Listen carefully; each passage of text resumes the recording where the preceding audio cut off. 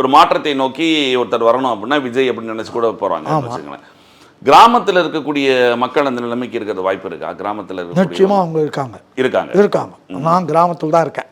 இப்போ நீங்கள் முதல்ல கூட்டு போது கூட நான் இப்போ இங்கே வந்தது என்னுடைய பேத்தி ஃபாரின்லேருந்து வந்திருக்கு. அது கூட ஒரு 4 நாள் தங்கறதுக்காக இங்கே வந்தேன், அவ்வளோதான். வேற ஒன்று. இப்போ திரும்பவும் இன்னொரு 4 நாளில் ஊருக்கு போயிடுவேன், அவ்வளோதான். கிராமத்து மக்களோட தான் அவங்களுக்கு தினம் உணர்றாங்க. தினம் பிஓ ஆஃபீஸ் போனால் லஞ்சம் கொடுக்கணும். அதிருப்தி கிராமத்து மக்கள். ஆமாம், எந்த நிர்வாகம் பர்ஃபெக்டாக இருக்குது? ஒரு நிர்வாகமும் பர்ஃபெக்டாக இல்லை. போலீஸ் ஸ்டேஷனில் போய் கம்ப்ளைண்ட் கொடுத்தா அவன் சரியாக இருக்குது. எது அவன் எஃப்ஐஆர் போட்டால் அதுக்கு கண்டுபிடிக்கணுமேனு எஃப்ஐஆரே போட மாட்டேங்கிறாங்க. இப்படிப்பட்ட காவல் நிலை.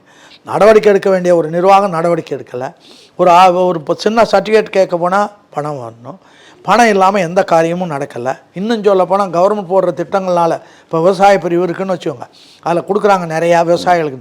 அது பூராவும் விவசாயிகிட்ட போகல, அந்த அதிகாரிகள் அவன் பாகம் முடிச்சு வரான்.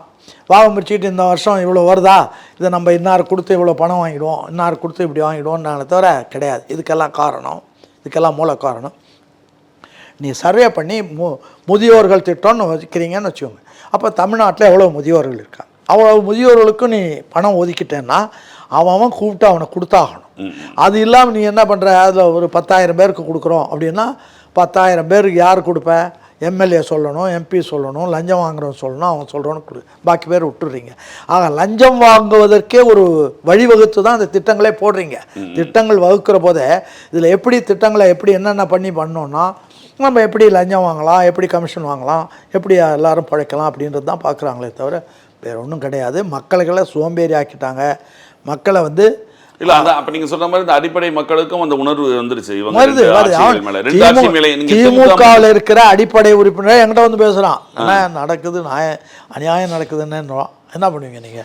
என்கிட்ட எல்லாரும் வந்து பேசுவாங்க எல்லாரும். இப்ப இந்த சின்னம் வந்து ஒரு ரெட்டையில உங்களுக்கு தெரியாது இல்ல, ரெட்டையிலை சின்னமும் உதயசூரியன் சின்னம் மிக வலுவான சின்னம். இப்ப இந்த புதுசா கட்சி ஆரம்பிச்சிருக்கு, இப்ப வந்திருக்க விசில் சின்னம் போய் சேரும். ரெட்டையில எம்ஜிஆர் இருந்த போதே தோத்து போச்சு.